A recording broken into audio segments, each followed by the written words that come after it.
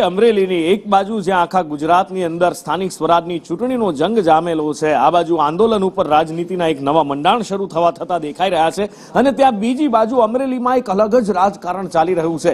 એવું દેખાઈ રહ્યું છે કે અહીંયા ભાજપ સામે ભાજપ હોય એ સ્પષ્ટ દેખાઈ આવે છે. એક નકલી લેટર કાંડથી આખી વાત શરૂ થઈ અને ત્યારબાદ પાટીદાર દીકરી પર દમન સુધી વાત આવીને અટકી અને રાજકારણ ચરમ ઉપર જોવા મળ્યું. ભર શિયાળામાં રાજકારણમાં જોરદાર ગરમાવો આવતો આપણે જોયો, ને હવે દિલીપ સંઘાણી જે પાયલ ગોટીને જેલમાં મળવા ગયા હતા અને સહકારી સંઘમાં એટલે કે મધ્યસ્થ બેંકની અંદર પણ તેને નોકરી આપવાની વાત કરી હતી, એની સાથે હોવાનું હંમેશા કહેતા આવ્યા છે. અને એમના દ્વારા કહેવામાં આવ્યું છે કે આ જે પણ કંઈ થયું છે એની તપાસ થવી જોઈએ. ન માત્ર કહેવામાં આવ્યું પણ મુખ્યમંત્રી ને પણ તેમના દ્વારા પત્ર લખવામાં આવ્યો છે. સંદેશ ન્યૂઝે દિલીપભાઈ સાથે ફોન પર વાતચીત કરી હતી. શું કહ્યું તેમણે એ સાંભળો.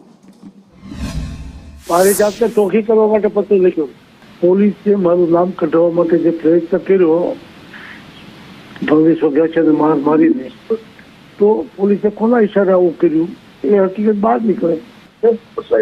નિવૃત્ત હાઈકોર્ટના જજ આવી તપાસ કરે, કારણ કે પોલીસ ઉપર જયારે આક્ષેપ હોય તો પોલીસ તપાસ કરશે તો પોલીસનો બચાવ કરશે. સતત તપાસ થાય એ જરૂરી છે. શંકા છે એટલે કોઈ નામ ન દે. પોલીસ